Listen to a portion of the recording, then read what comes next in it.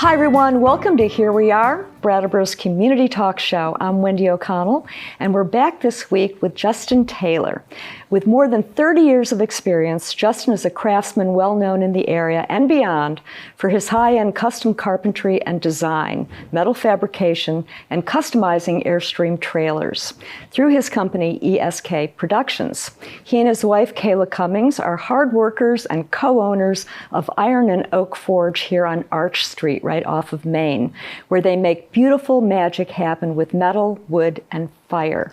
Welcome, Justin. Thanks, Wendy. Appreciate it. Well, it's great to have you on the show. And yeah, you're coming straight from a job and going probably back to another, right? Yes, absolutely. Yeah. It's a busy time of year. That's where the hard worker comes in to all of this. Yeah. You're a local guy. You were born and raised in Wardsboro? Yep. Wardsboro's been home for a long time and currently reside right here in Brattleboro. Yep. Yeah. You're in town. Mm-hmm. You can almost walk to work. You can walk to work. I can walk. Yeah. I actually do it as much as I possibly can. Yeah. I take my little guy and put him on a backpack and walk down to the shop. That's right. We'll talk about the little guy coming up. And you were homeschooled, is that right? I was, yeah. Yeah, and was that with both parents? Yeah, my father was actually a teacher for a while, so it kind of fit right in, and I did a lot of on-site learning too, so I kind of grew up on a job site while, working a curriculum into there, so it was very eventful. It's home and work schooling. Yeah, both, right? Absolutely, yeah. And your dad was Tad Taylor, is Tad that Taylor, right? Yeah. And he was an artist and a sculptor as well. Yeah, right? he was a painter, sculptor. Wow. He was a jack of all trades. Yeah. Spent a lot of years in carpentry and building, and that's where I learned pretty much everything that I did. And your 30 years of experience comes from the fact that you started so young. Yes. I feel like very few people actually believe that when I was like, I started when I was like 7 or 8 years old. I'm like, no, I actually did. You really did, yeah, didn't I really you? did. So it's really in your bones, so much Very of that much. stuff. Yeah. And you still like it.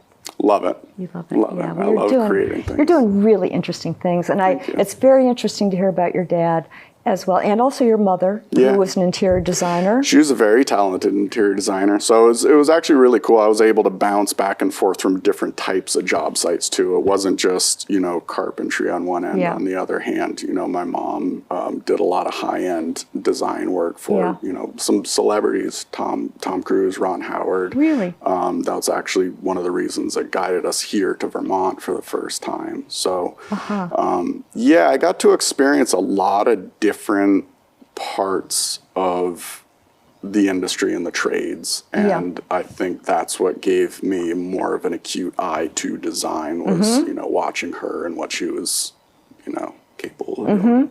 Yeah, and a lot of that I think is osmosis because you're living in that environment all the time, and it really shows. That's one thing that I noticed. Just scrolling through a lot of your photos, that there's you can tell there's a keen eye behind these things. One of the examples was the gondola that you remodeled. Yeah, those are awesome. Those are super fun. That is that is so cool. Now, did that spring out of COVID by any chance? No, it didn't. I have some clients up in Wilmington, and they wanted. They're very much into creating experiences for people, and that was one of their things. They got an idea and they wanted to do little dining pods out of these. I mean, they're I want to say they're like 1971 or something. They're old.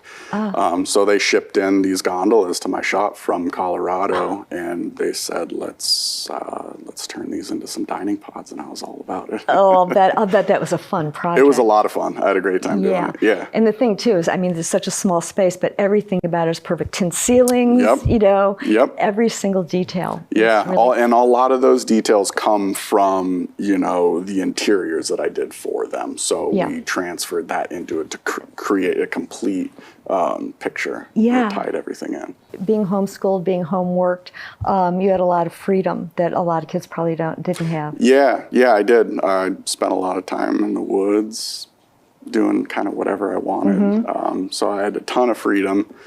And I think that allows you to kind of articulate the things that you want, and you're able to kind of steer your own ship, without being governed too hard. And I think that's a huge attribute and a huge reason why I'm capable of doing a lot of the things that I am. It's more of a problem-solving thing. When you're left alone to figure things out on your own, you have so much more ability to decipher why and how things are and really problem solve a lot. How things work. Yeah, and that's kind of what it's all about. Yeah. Did you do like tree forts on your Oh own? my God, so many.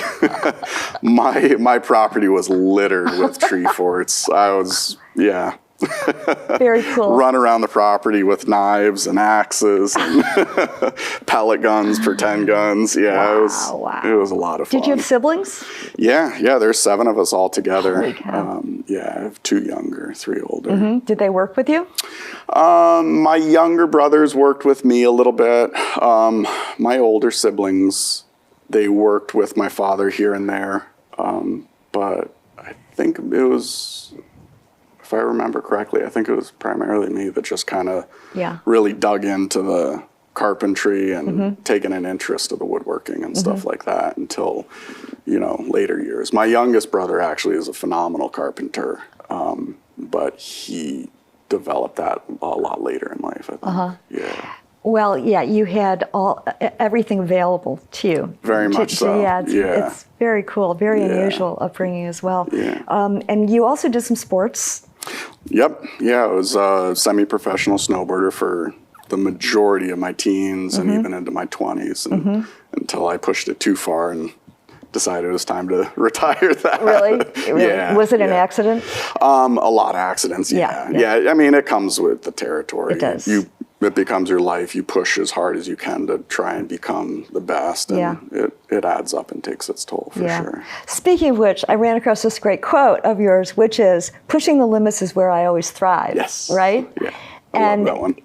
When I looking at the photos and the work that you've done, like what I came away with was the word excellence. Like, I think that there's this feeling that you really strive for excellence in whatever you do. Yeah, I do. Yeah. Yeah. Yeah, and that's an amazing quality to have. It is. It's a hard one to hone in on, that's for sure. But if you don't aim for that, then you kind of settle for less. Is it stressful for you?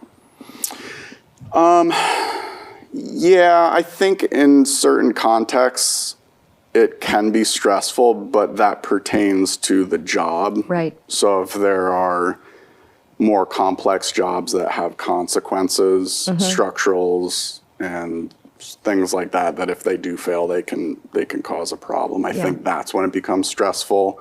I think everything else more aesthetically and design-wise, it's just more of a challenge. And I think that's where I do have a lot of fun. And you like the challenge a lot. Yeah. At some point, you kind of get your own production company happening, ESK Productions. Yep. When did that happen? 2015. Oh. Yep. Yeah. So I started that. I've actually, so my father passed away in 2006, and I kind of took over the business, finished up a bunch of his contracts, and that's kind of where the Airstreams came into play. And after that, I actually had a shop here in Brattleboro at the old BDCC building. Which one? The BDCC building behind Agway. Oh, yeah. Yeah. Yes. So I had a shop there for a couple of years. I want to say that was 2007 or 2008, and that was Taylor Design. That was Taylor Design Healthy Homes. Yeah. And we did a lot of building for people who had chemical sensitivities, allergies, and chemical intolerances. And that was something your dad started as well, being sort of environmentally aware. Yeah, he was actually chemically sensitive himself. So he, kind of being the person he was, he put it all together and tried to figure out a recipe and a way to help a lot of people with the same issues. Right. Well, that was early days, too, of that. That was very early, way before his time. Yeah. People had just barely started brushing the surface on that, and he was leading the way in it. It was very cool because right now, if you talk about that, it's much more openly acknowledged, accepted, and discussed, whereas back then it was like, it wasn't even on anybody's radar. Right. It was so foreign. It wasn't built in. No, not at all. Yeah. And you did interior design as well as with ESK. Yep. Did you do historical restorations too? Yeah. So the majority of the trailers, the Airstream trailers that I worked on were vintage. So Right. that's a lot of, yeah. So we did some historical ones that were restored to original. A lot of the other ones were just highly modified, just people's dreams and play toys. We've done everything from, cutting huge openings for mobile marketing, and it's called a gull wing door that opens up, and you invite people in, try and sell your products. It goes up like that, yeah, right? Yeah, it's super cool. Yeah. So we've done everything from that to, off-grid boondocking units, kind of, whatever anybody's dreamed of, we've pretty much done it. I think that people who have Airstreams tend to dream in general, Yes, right? They want, yes. it's an open road. I was reading about them, and I have some friends as well who are, what are we calling them? Aging hippies, or people who are now retired, have this dream of going out on the road again. A friend of mine, it used to be a school bus when he was in his 20s, right? Yeah. People are still into that. Yeah. The schoolies. Yeah. Tons of people are restoring those and putting their entire houses into them. Yeah. Yeah, it's really cool. It's a thing. And I think that it also ties into the tiny house movement. Very much, right? Yeah, very much. Have you done many tiny houses? Not a whole lot. When my father was still around, we did several tiny home units that were portable. You could pick them up and put them on a flatbed and kind of truck them to wherever, and they were done as clean homes, very electromagnetically safe, chemical free, and stuff like that. But that's a great idea, because one could have one of those in the backyard for a friend or people coming to visit. Exactly. Put them in that tiny house. Yeah. That's really brilliant. Yeah. Yeah. And you enjoy doing all that? I do, yes. Yeah. Absolutely. Even in those tight spaces, you were okay? Yeah, it's funny. So my youngest brother used to work with me when we were doing a lot of like high volume Airstream restoration and stuff like that. And we're both sizable humans. He's 6'4", I'm 6'1". And us both moving around in these tiny little units. Yeah. It's actually, it's hard to do it with just anybody, but when you find somebody that you're able to work with, it works. It works. Oh, that's good. But it's tight. Yeah. It is not. Yeah. You got to find ways. There's something wonderful about that concept as well, either tiny house or Airstream, where you have everything you need and only everything you need, but it's all beautiful too. Yes. And functional. And that is the complex part of all of that, is finding the design, the layout, and then the construction, and merging all these things together on such a small footprint. So you did the design of a lot of these as well, right? Yep. So you're doing paper and pencil, kind of. Yeah. Do you enjoy that part of it? I do. Yeah. I enjoy it until a certain point, and that point is usually handing it off to somebody else to bring it to life.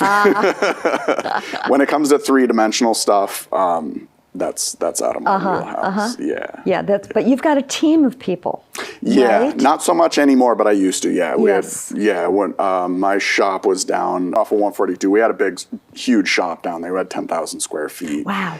Bunch of employees, and we were just pumping out trailers, vans, anything that had wheels, we were working on. So it was mostly that part of the business, not the house building, home building kind of thing. Yeah. So I ended up shutting that end of ESK down. I got kind of burned out doing the Airstreams at such a high volume. Yeah. There was a huge demand for it.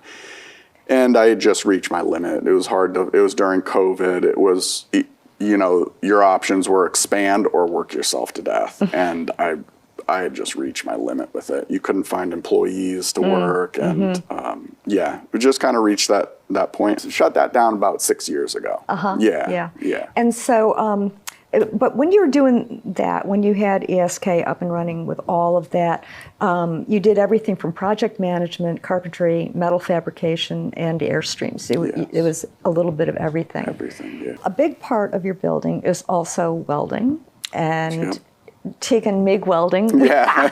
Okay. We didn't know if we were going to get into this or not. Yeah. So what's the difference? What are they, and what's the difference? So MIG welding is pretty much standard metal metal fabrication. You basically have a torch in your hand and you pull the trigger and wire comes out. It's very easy. It's very simple. Whereas TIG is a gas welding. You have a torch in one hand, you have the wire in your other hand, and your foot is operating a pedal. Wow. It's very, very refined. It's a lot of fun. It's challenging, but I find a lot of joy in the challenge. Well, I'm going to throw out another quote of yours, which is, "Life is always simpler with a torch in your hand."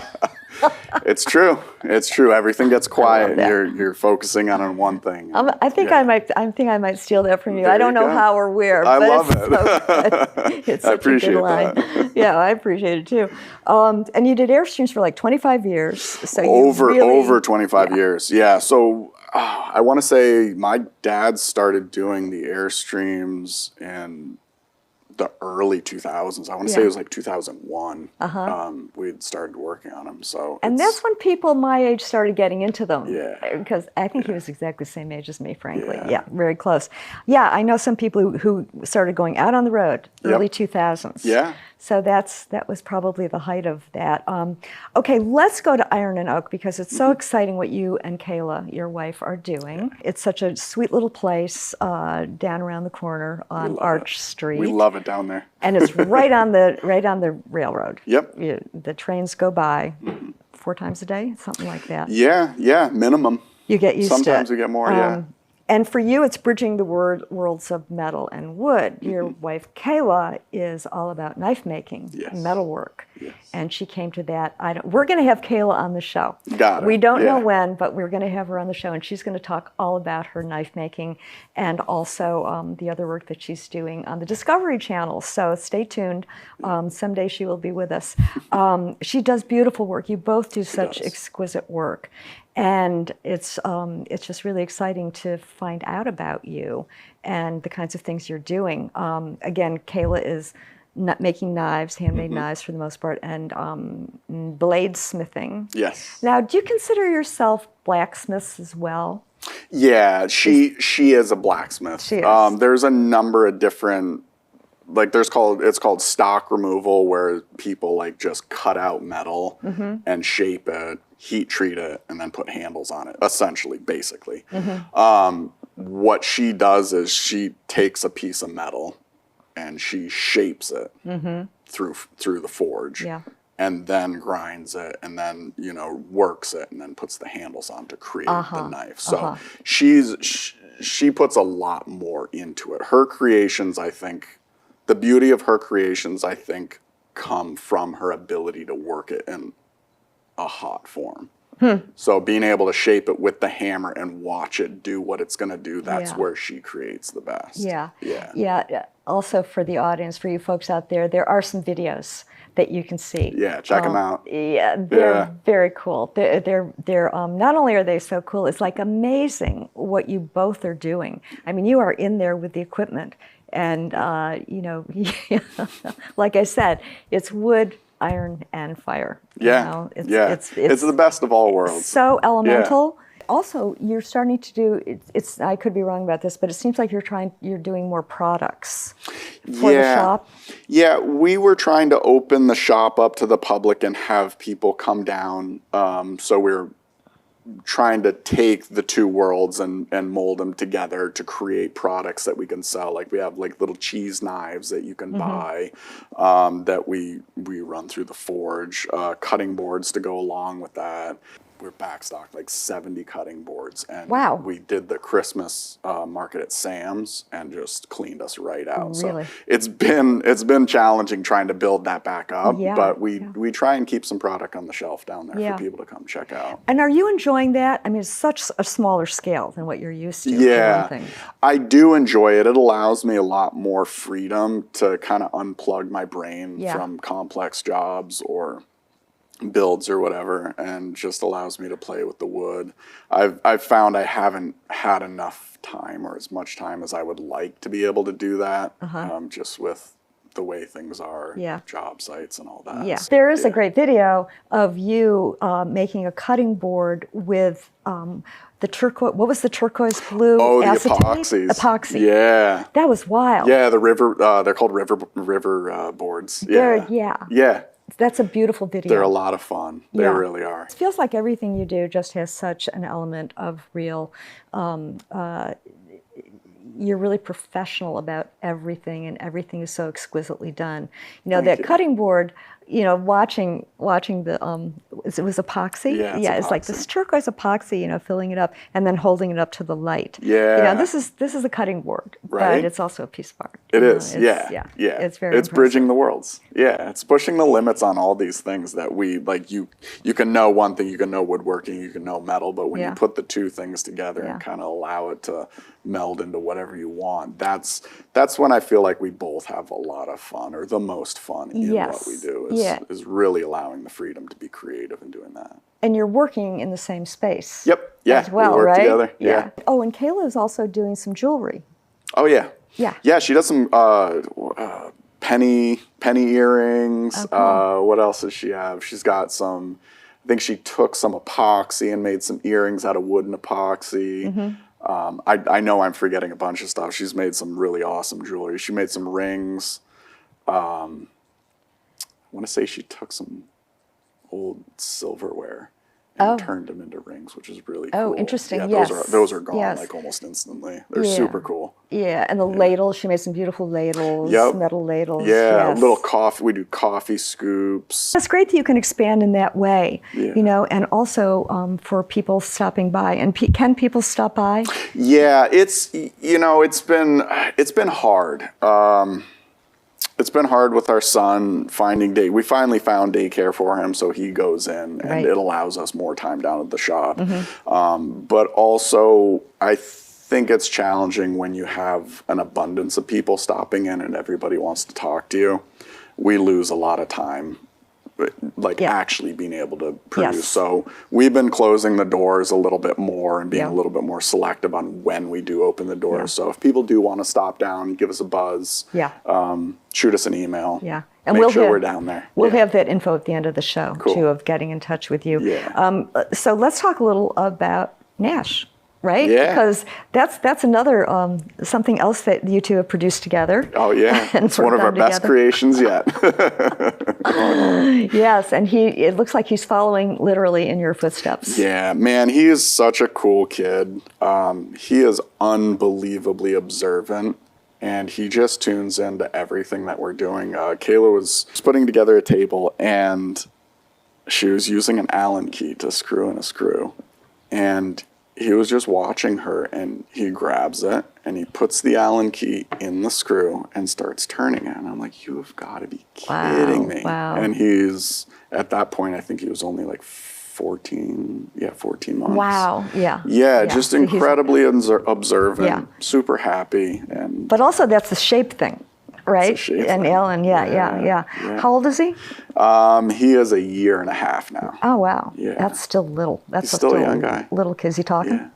Babbling a lot. Yeah. He's got about 8 to 10 words that he's That's pretty got much all honed you in pretty need, good. Oh my God, it's amazing. The way you grew up with your dad and early encounters with all of these things, you knew a lot of the old machine shops in town, of which I didn't know this until quite recently.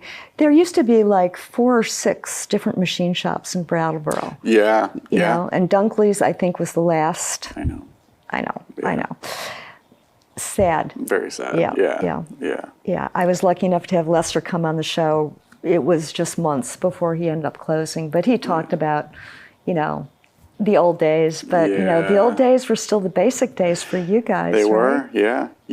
I literally grew up in a lot of these shops in town. I have been going into Kenny Whitworth's shop, I want to say, since I was about 7 or 8 years old. Yeah. And Kenny, what was his last name? Kenny Whitworth. Now it's Brattleboro Sheet Metal, but it used to be Brattleboro Roof and Sheet. Oh, he's still in Elliott? Yeah, he's still on it, still in the same spot. The roofing division was what got taken over. That's out towards Dummerston. Yeah. But yeah, spent a lot of time with Stanley Lined. He helped me, figure out or dial in, rather, TIG welding. So he did. I owe that a lot to him. And spent an unbelievable amount of time down at Kenny's shop. Lester. Yeah. Yeah. Learning all the things. Yeah, learning just by hanging out with them, right? Yeah. Or coming down with something that you're trying to figure out. Exactly, yeah. And I think most of all, too, is the integrity that some of these people had with not only their work, but how they dealt with our community. And the morals and standards, I think, is really important. And that's a lot of what I took from them. I think that's probably the most of what I learned from them. Yeah. Can you talk about that a little bit, Justin? Because I know that, that I always felt that from Lester. There was so much integrity. And, you see that a little bit with some of the folks at Brown Roberts as well, guys who have been in it and girls who've been in it for a long time and know their way around all of this stuff that, it's not so much you're learning it, is that you're getting it, by doing it. Yeah. And in terms of you having grown up here and being part of the Brattleboro area, you've seen that change quite a bit in your lifetime, even. Yeah, it's been a lot of change. There's been an astronomical amount of change in Brattleboro. I don't know how to really hit on that accurately. I know that people could do really well to try and how did Stanley live like Stanley would? Do you remember that? Yes. That was a huge, Yeah. taking a step back from the ego, the pride, and really dialing into some of these older ethics that did very, very well, and they're there for a reason. That people would do well to look into that, Yeah, and I think a lot of it was, we talk about serving the community, and they did that, but they did it just by being themselves and doing the things that they were good at doing. And if somebody came in with a problem, they would address it. Like Lester, I asked Lester, what was your favorite thing about having the shop? And he said, the people. No hesitation whatsoever, And somebody comes in with something and it's like, well, maybe I got a part back here, and you watch them go back and rifle through things and see what he can come up with. Right. Yeah. Right. Yeah. So that, I think that, for all of us to look at that and realize it's not so much what we do, it's sort of who we are in the community. Thank you. Yeah. That's exactly it. Yeah. Yeah. And holding true to that. And, I think that's hugely important. And I think a lot of that's being lost in, the politics, all the change that's been going on. I think people would do really well to just take a step back and remember, who they are, and if that's something that how they would want to be treated. Yes. Yeah. I think that's hugely important, because every single person, from Dunkley's to Stanley's to Kenny's shop, like all of their shops, they held one thing, and that was exactly that. It's who they were, and if you ask them that one question, the majority of it would have been the people.